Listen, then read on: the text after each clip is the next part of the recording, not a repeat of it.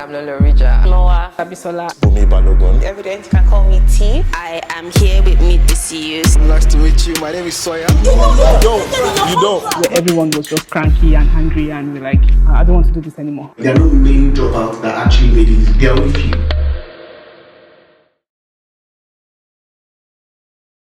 Hello everyone, my name is Bumi Balogun. I am a creative entrepreneur in the AI space. Hello everyone, my name is Gideon Aluko. I am a creative entrepreneur in real estate.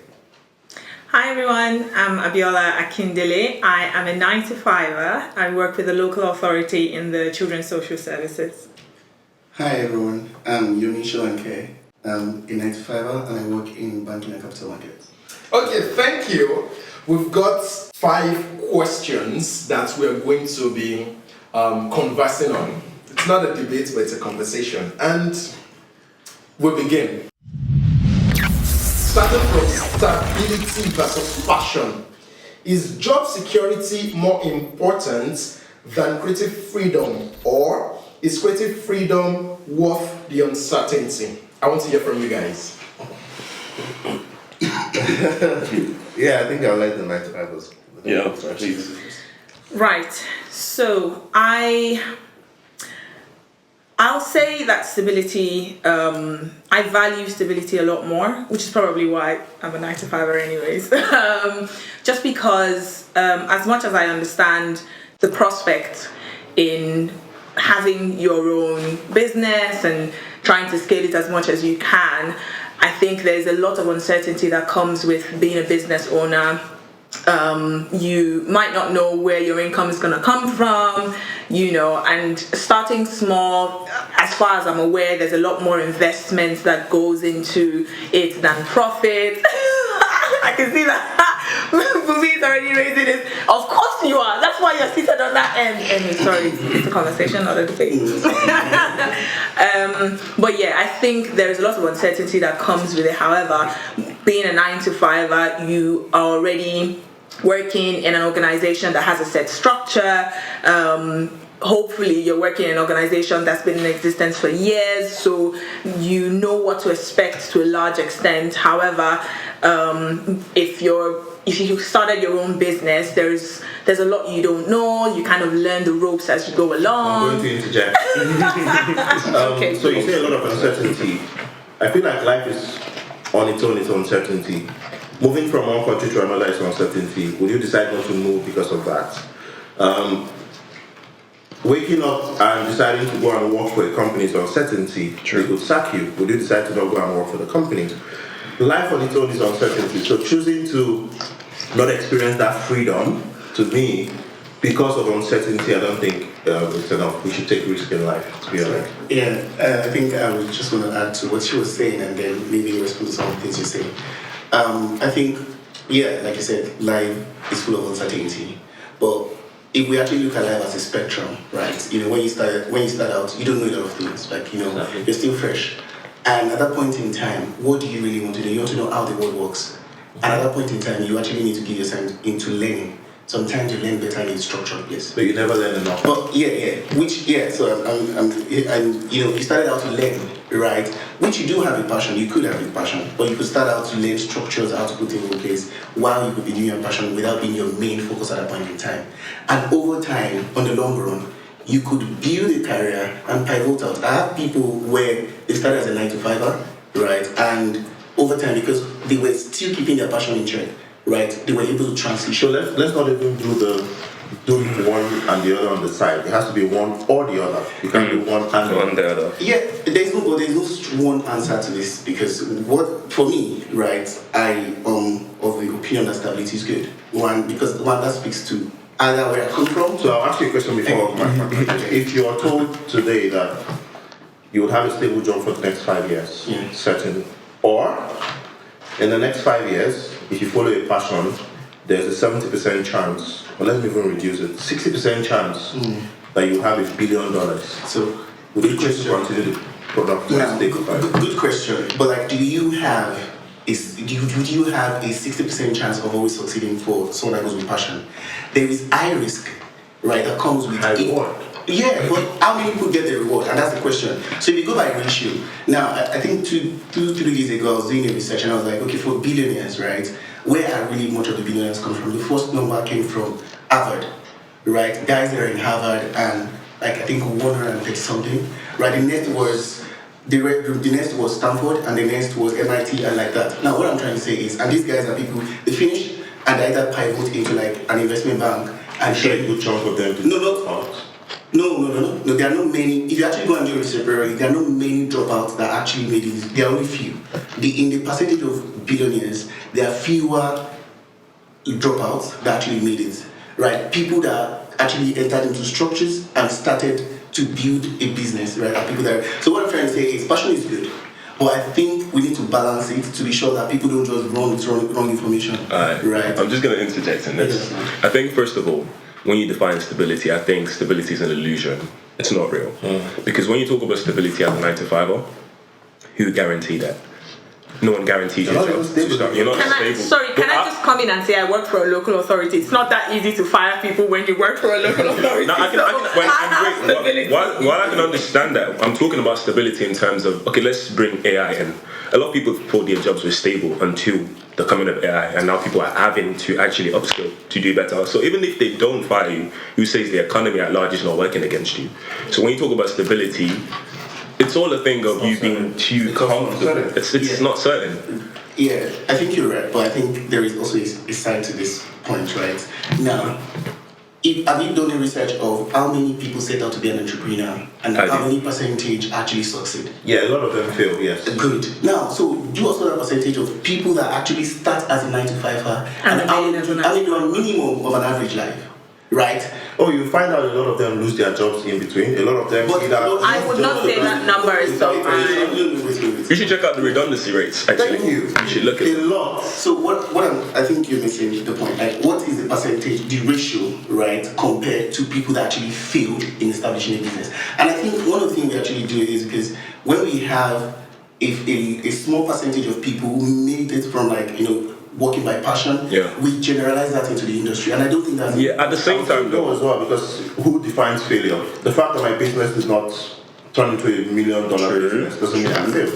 It could have ended up an average company in the long run. I have my employees and staff and I'm fine. It could have also ended up that maybe, even if I left the company, I have another new opportunity or new business I'll set up tomorrow. I won't call myself a failure. These big guys we see today it did not mean that they started with one business. However, in the same vein, if someone was made redundant in a company, they can easily find another job. So it's neither here nor there. One thing that I do want to add to what you're saying though, also remember that when it comes to 9-to-5, you have a job as a result of somebody's decision to be an entrepreneur. Thank you. So your stability is based on somebody's decision. We're gonna agree to disagree on this one. Okay. Thank you. Thank you. Why does society and family often value corporate titles more than creative accomplishments? Okay.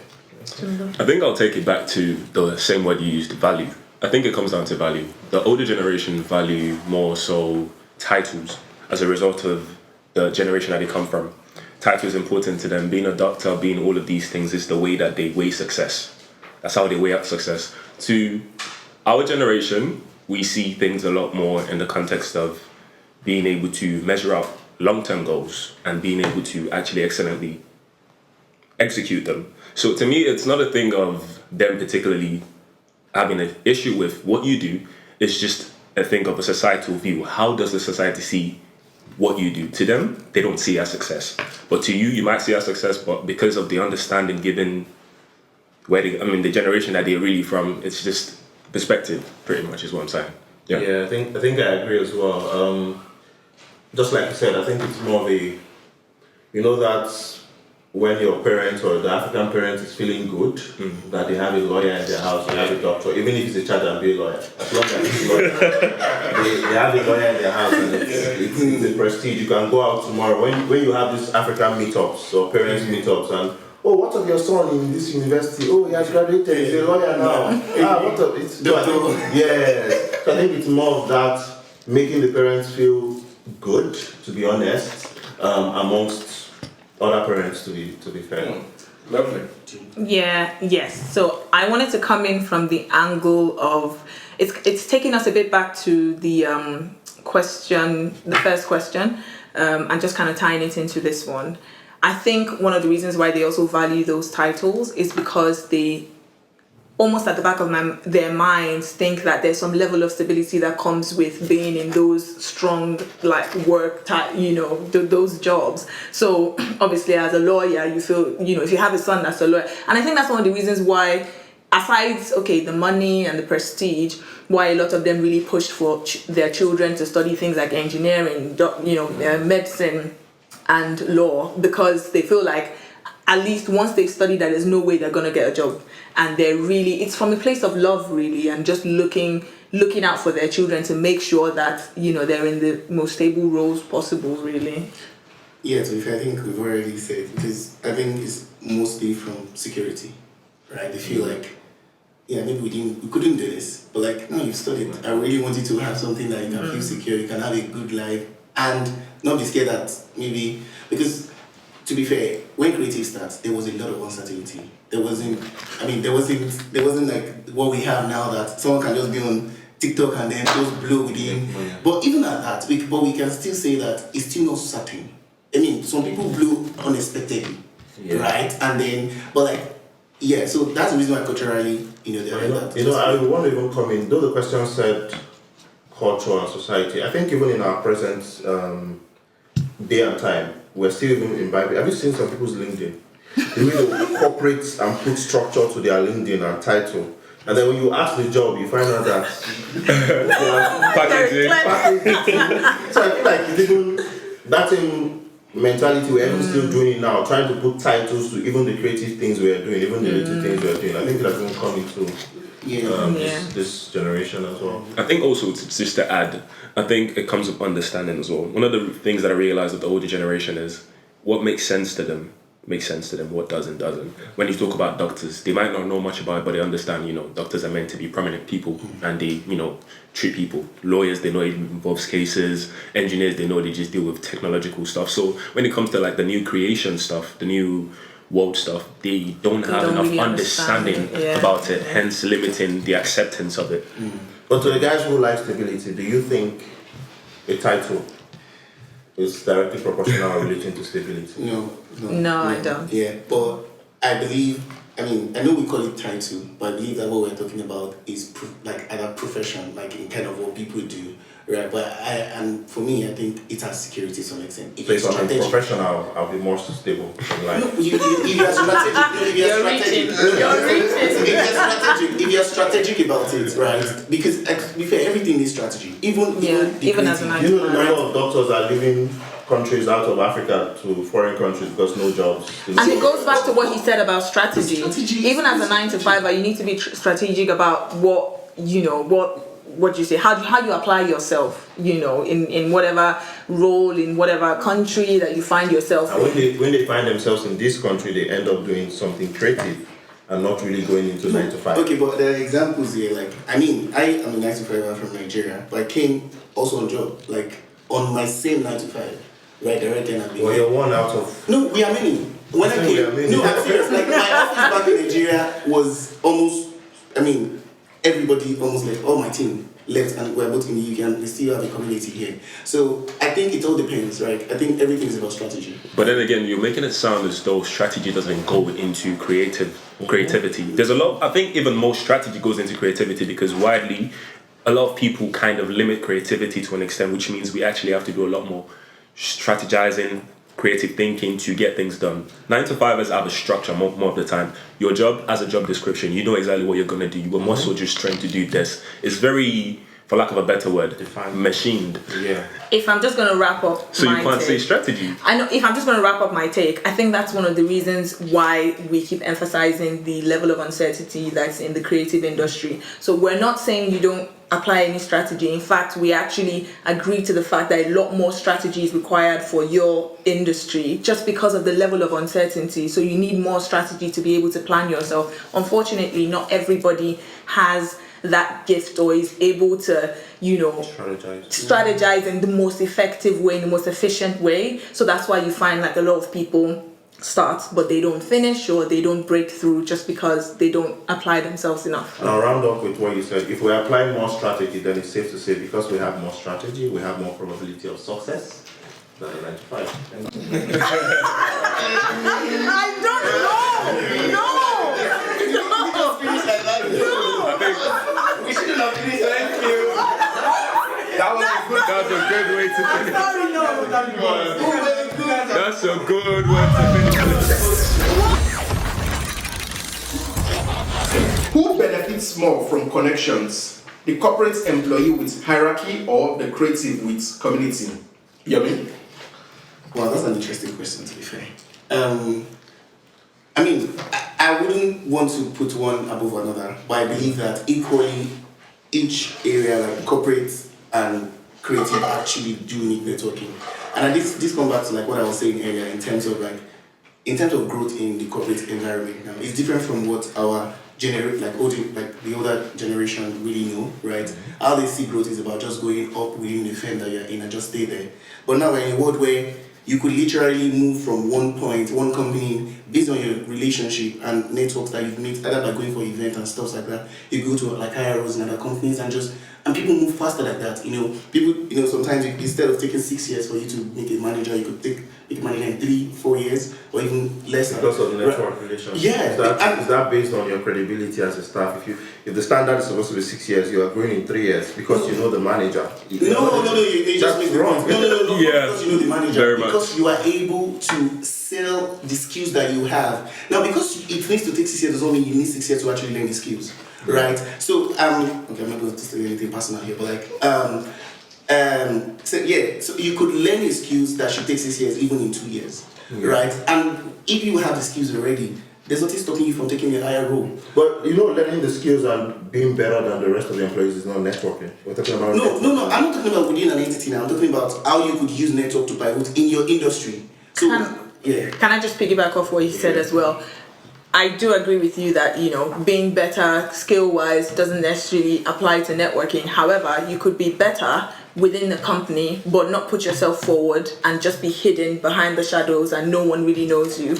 However, if you upscale yourself in however way, but then you're able to meet with the right people on the right platforms he mentioned, networking events, etc. You could move not just within your organization, but then you could pitch yourself to other organizations. So to what extent does skills actually matter then? Because it seems as though it's just who's more extroverted, who's more willing to talk. Because to an extent we have more talented people, more skilled people, more committed people to their jobs. But just because friends with the next manager or not speaking as much to an extent, it feels almost as though that gets their work gets put down. Yes, they've not moved on and they're really skilled. So it's to me, because I did a project at one time speaking just on the topic of to what extent does networking become almost like an added advantage in comparison to actually being what it is. Networking should not be a means to an end. It should be what it is, networking. But it has now become a whole circus dance to an extent. Can I want to say something. If you're building a product, right, and people don't know about it, it's just you. People knows about it by telling people about the product, right? So if I have a skill and I'm good at something, and I'm just here, seated in a structure in this room, nobody knows. Right, but if I go out... It's different. I have a product, I'm trying to get to new people. I'm working in an organization, I'm using my skills in that organization. Is an example. So I'm trying to just... So now, but if I have the skills and I believe that I'm ready for this role, and I know I have the skills, I go for events and I meet people, tell them what I can do. They're going to try me, they're going to ask me questions, they're going to interview me, they're going to have technical questions of that role that I'm asking for.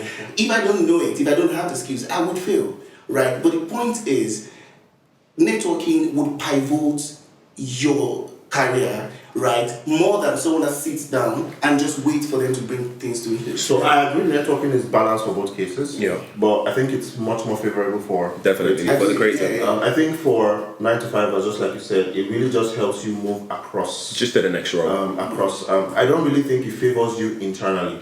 my own belief. I don't really think networking favors you internally. Can I just Except we're now drawing a thin line between networking and knowing your manager. Yeah. Okay, so can I just come in? So coming from the perspective of someone who works in, well, I wouldn't say works in government because that sounds like I have a government role, but who works, you know, for the local authority, and I would say that I've been in events, so it could be something as simple as, because obviously we're in the UK, nothing too techie happens in those kind of settings, but it could be something as simple as attending the living do of one of your head of services and then getting to meet the head of service of another department there, and just saying, and then maybe your manager just says, oh, this person is someone that works with us, she's been doing very well, da da da da, and just like that you've put yourself forward. Or it could be also something as simple as attending, you know, certain meetings and speaking up. So networking doesn't necessarily, you know, also mean like, oh, you're introducing yourself like afresh. It could just mean speaking up when necessary, just so that people see that you're actually good at what you do. I think just to drive on, just in terms of the creative side of things now, I think, just like you mentioned, it's more favorable for the creative. Yeah. For the creative, networking is how we do business. It's the community. We thrive in the community. For a creative, you need like-minded people. For you to be able to sell your products, to be able to put yourself out there, you need to be with this. It's a need, more specifically a need. But in comparison to the 9-to-5ers, it seems more as though some sort of added benefit that everyone seeks as a means to an end to get the next role. Creative, we do it because it's needed. There's no other way we do business without networking and getting out there. Yeah. Just to speak and maybe negate some of the things you say. Please. You said rather. So networking is not necessarily just for promotional thing or just to move, right? It's also to widen even your understanding of the industry, because you go for events and you learn new things. You meet people, and one of the things is that, and in my role where I'm in teams, right? One of the things is that you have portfolios you manage. And it's expected that over time you can build up a portfolio yourself. And you don't build up by just sitting and just doing technical things. You build up by relationship, by bringing new businesses, right? So it is very pivotal to, what's it called, to your career, even internally, right? So I guess in essence, I can conclude by saying it's favorable to both sides. Yes. Networking really is. Definitely. It's just more specifically in what line. I think it's more in a different structure for the 9-to-5 and for the. It's just our base. It's a community for us. Thank you. Which path offers more personal growth? Climbing the corporate ladder or building something of your own? I think it's a no-brainer. Certainly building something of your own. And I'll just give 2 points so I don't speak too much. One, the guy who starts something of his own plays every role. He's the founder, he's the marketer, he's the technical guy, he's the customer service guy.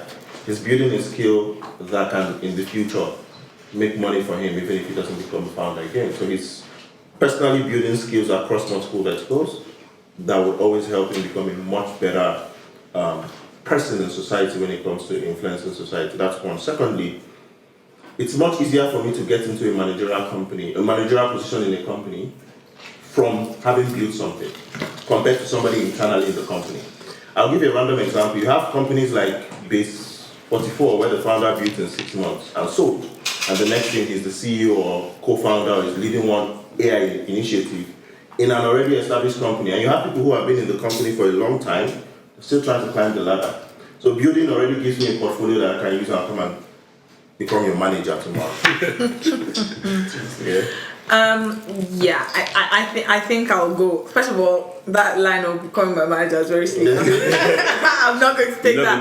But anyways, I'm going to double. I will do this a number of times, but I'm going to double back to some of the things that we mentioned earlier about strategy, right? So I think as much as there is that diversity in skill that you build as a founder, as a creative, I agree to a certain extent.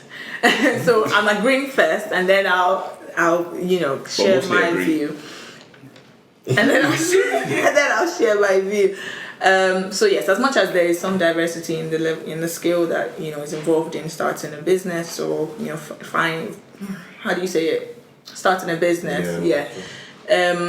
I also think that as a 9-to-5er, if you're strategic enough, you can also diversify your portfolio. So that's Once where. you're back from work by 5 p.m. Okay. I think so. Not even just once you're back from work. I think so. What I mean is within your job. So you could work as a project manager for a company that deals with medical supplies, for instance. And then you do that for a year, 2 years or so, build some skills, some experience there, and then go for a networking event, not necessarily a networking event, but you could also diversify and get into pharma. You are disagreeing with me? Sorry. And then get into, sorry? I like the part you said, medical people farmer, because you and I agree you can't be a project manager in medical space and in 2 years completely go to in construction or in finance.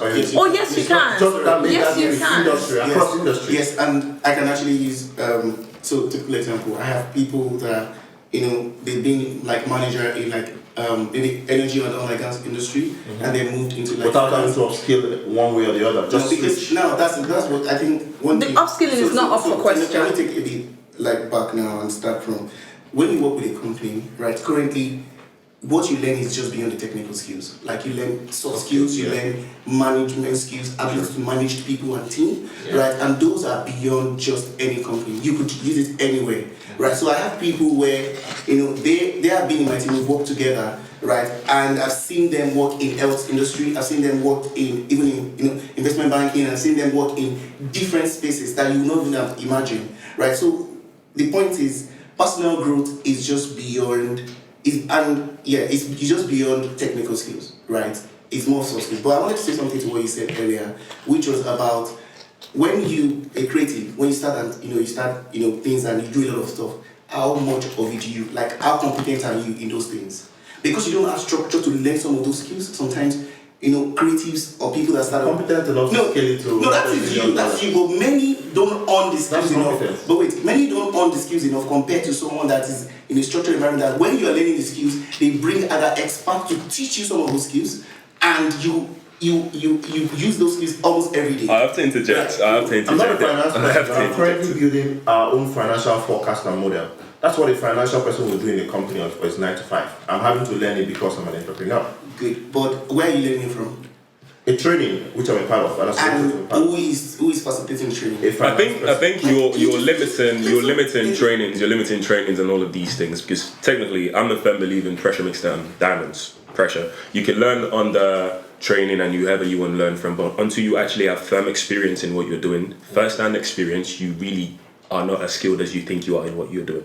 Here. But a 9 to 5 has. But at the same time, I believe that creative actually gets to go through all of this firsthand. Now, am I saying immediately they're going to be good at what they do? Just all of these skills? I'm not saying that, but I'm saying that they have more varied level of skills and experiences. And earlier you spoke about something, saying you gave an example of a particular field for a year and then going into another field. That's time. That's a long period, which means you learn one skill or each skill at a time, per time. I disagree. You can't just jump in industry. So, but as a creative, it's so many things at once. We are forced to learn so much at once, and with time, you get to perfect all of these skills. Can I ask a question? If you guys know why a lot of startups fails, like a lot of fintech fails? Multiple reasons. You have reasons like finance. You have reasons like team. You have reasons like business model. It's very easy. But a lot of them actually people that started lack some of pivotal skills that could hold a firm together.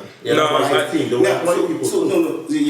which you're right. But like these people that are employing, who are they?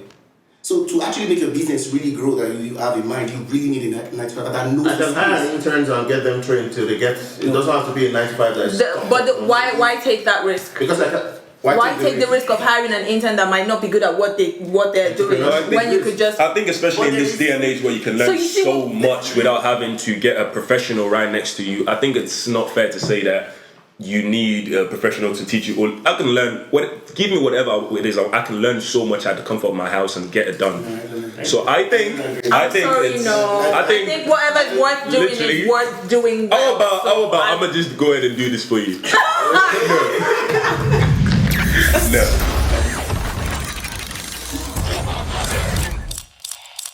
Who has it better? Someone with set hours and a clear role, or someone chasing their passion to build something of their own? Give me 9 to 5 any day. No, definitely no. I think one thing I value is the although sometimes even after work hours I still kind of think of what I'm going to do the next day, just because that's how I process things. But the fact that I'm able to clock out at 5 p.m, sometimes 5:30, 6ish, and go home and sleep, knowing that whatever it is that I left at work, I'll pick it up tomorrow, is an advantage that I cannot leave for anything. But the question said in 9 to 5 are under pressure, right? So going home to sleep, if you're under pressure of a deadline, Your mind probably won't rest.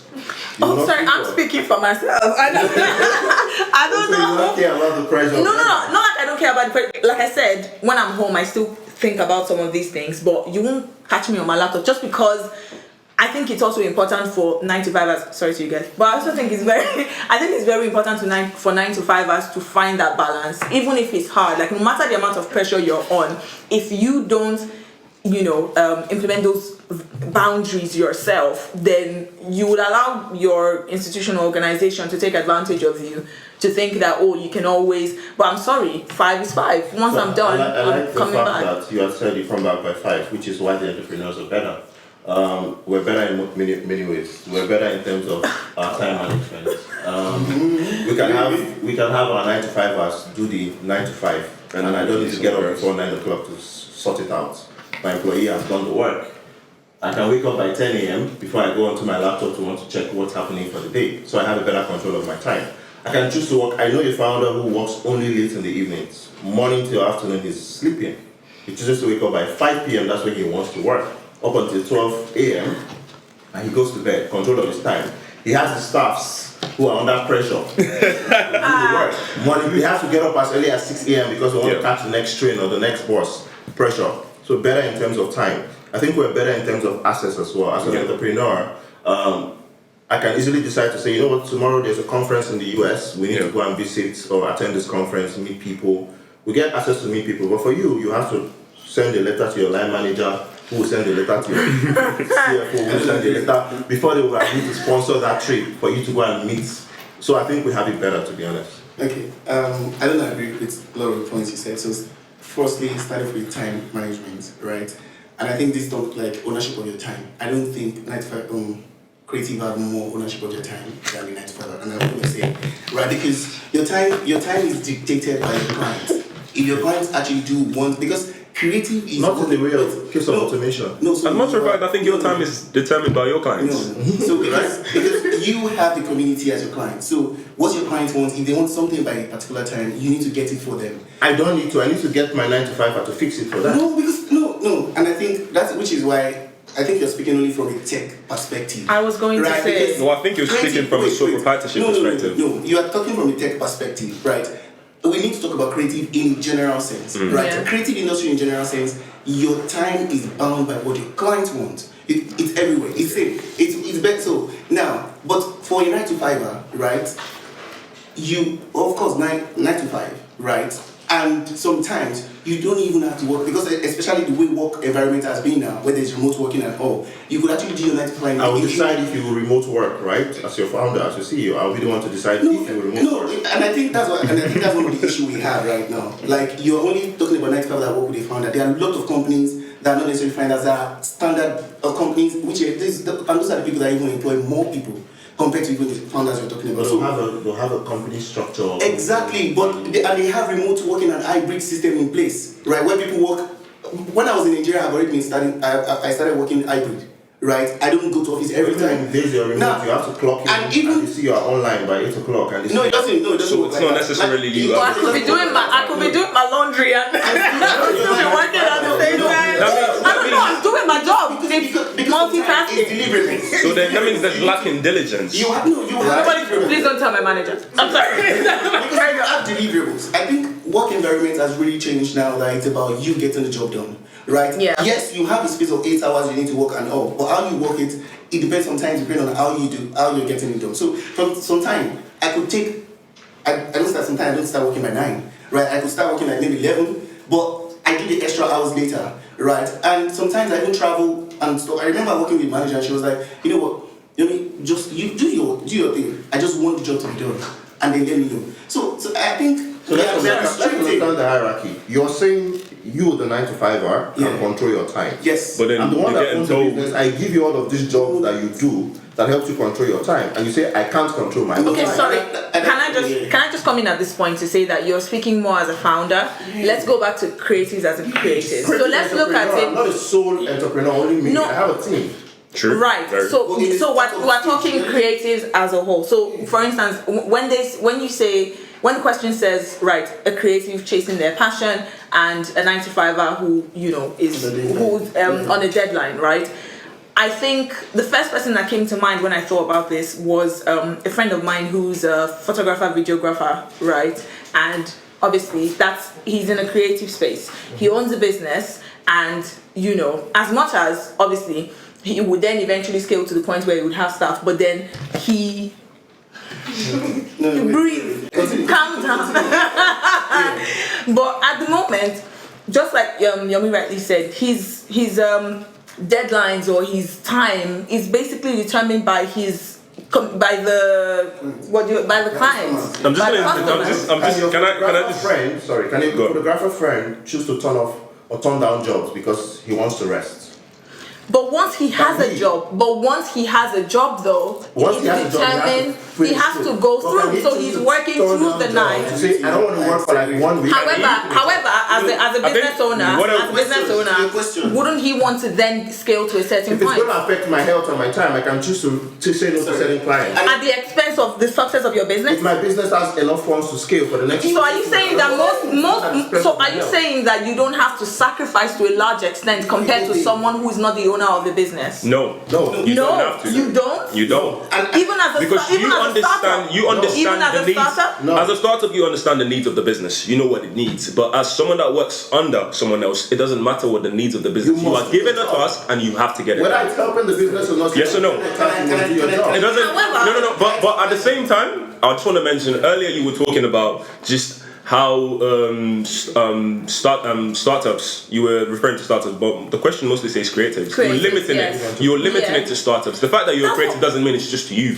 Again, there could be people that you work with. There could be people under you, like he was mentioning. And also, you were talking earlier about just control of time for the creatives. And yes, at the beginning, I can agree to an extent that there is little limitations to the control, to the amount of time that we do have available. But as time goes, I think it's an investment into the future, because the ROI on that is quite high at the end of the day. So at the end of the day, we can now actually enter a state where we can do whatever we want. Because why? We have them. But do you now agree with me when I say that you have to put in the sacrifice, whether at the beginning or at some point? A means to an end, but that is your end. You remain at that spot. Interestingly, I can still define the level of sacrifice I put at the early stage. Very much so. No. Very much. Sorry, can I say something?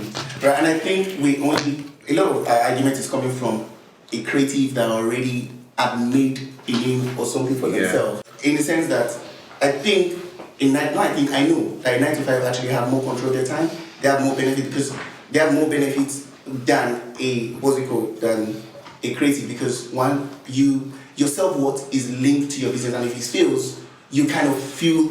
That has nothing to do with time management. Okay. Can your founder or your director send you an email and say, hey, we need all staff on Saturday, there's an urgent project everybody wants to come? No. And you There are laws. There are laws that prevent founders from doing things like that. And there are clauses to this law Don't you work on Saturdays? I can choose not to. But you do. It's not a matter. It's not a matter. It's a choice. It's not a matter of what you want. No. I think you're trying to push You're being biased. Like exactly. To get the job done, and he's a big client that you need to retain. You will do the work. I don't. But it's still a choice. I'm in Santorini. I want still a choice to do the job. And I'll send you that We're only talking about finders and creatives that have made it. Exactly. We're talking about. I mean, we are. At the end of the day, I can't do that. I think you have to not take away. At the end of the day, we are comparing to a firm. So don't try to limit to a one-man profession. If we're comparing to a firm, so you are less likely to find any firm anywhere that will tell you to come in on a Saturday. If you're a Where would that happen? early 9 to 5 who has just you're the level 1. No. You want to tell me you still dictate your time? You don't. It's stated in your contract. You're trying to It's in your contract. No. What company is that interview one. If you look at a fresh startup and someone that is from uni, like the 95, a fresh startup would use more of their time compared. Emphasis on the fresh startup. Emphasis on the fresh startup. Do you know what? We disagree. We don't even agree to disagree. We disagree. Emphasis on the fresh startup. I guess at the end of the day, I support creative because when you compare creative to 9 to 5, I think creative yields way more long-term results. When it comes to your time, you're able to have control over your time in the long run because even though it requires a lot of time at the beginning, at the end of the day, you get those time back and you can use them in building other businesses and just spending time on other things that are actually necessary and more important. When it comes to skills as well, you learn so much more from being a creative. You've done so much, you've updated and upgraded your skills in so much of a manner that you just know so much, and I think it yields reward in terms of skills as well. And finally, the main reason why we're all here, financial gain and just the profit. At the end of the day, we want this money, and when it comes to creative, there's no limit to how much you can actually make, because when you have your time, you can use your time effectively to make so much more money. So if I was to pick between creative and 9 to 5, what's a 9 to 5 again? I don't really know about that. I'm passing, I'll go with creative. That's me, I'll be real. I think for me, I would pick 9 to 5, and I think that's it stems from the fact that we've said a lot of things. But if we start from the origin of career, right, and real life, stability is key, right? And a lot of people have said stuff about creatives, but it doesn't really give you stability. And I think as a person, we need stability over time, right? Beyond that, also your time, right? I know a lot of our people have said, oh, you have control over your time, but you don't, because you actually don't have one. You don't know when your client needs stuff from you. So, but as a 9 to 5er, you know the time you're working. There's a structure, right, that you work within, right? And also, if you talk about even the richest men, currently Elon Musk that we talk about is actually, he started as a 9 to 5er because he used to work. He owns a business that he was working full time before he could, become what he is today. And I'm saying that because you're a 9 to 5er doesn't mean you can actually be rich. That we talk about, right? You could be strategic and be billionaire, right? So yeah. All right, I think for me, I'll just advise the 9 to 5 guys rather than trying to sell myself. A lot of us, you want to have family time.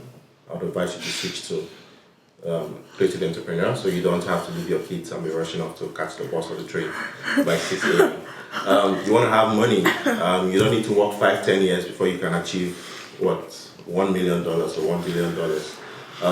It's going to affect you in the long run, to be honest. So I would advise you to switch to becoming a creative entrepreneur. You want to be able to access or meet people. You need to scale or grow to the point where you become a top manager and all of that before your company will really start taking you out to meet high important figures. A creative entrepreneur, start doing that from day one. You want to have that money, that bag. I'm going to repeat it again. So I would advise you to quit your jobs as much as you can at this early stage and join the creative entrepreneur.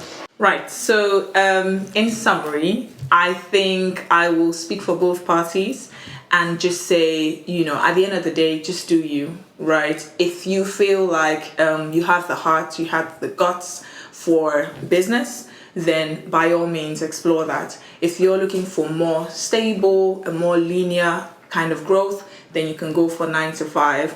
I would say I personally appreciate that level of stability that the 9 to 5 comes with.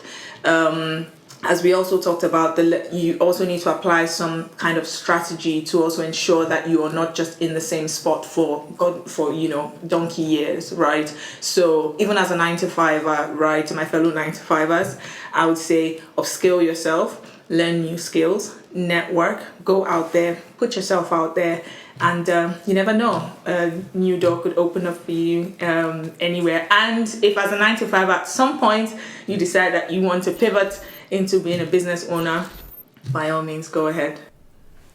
I like the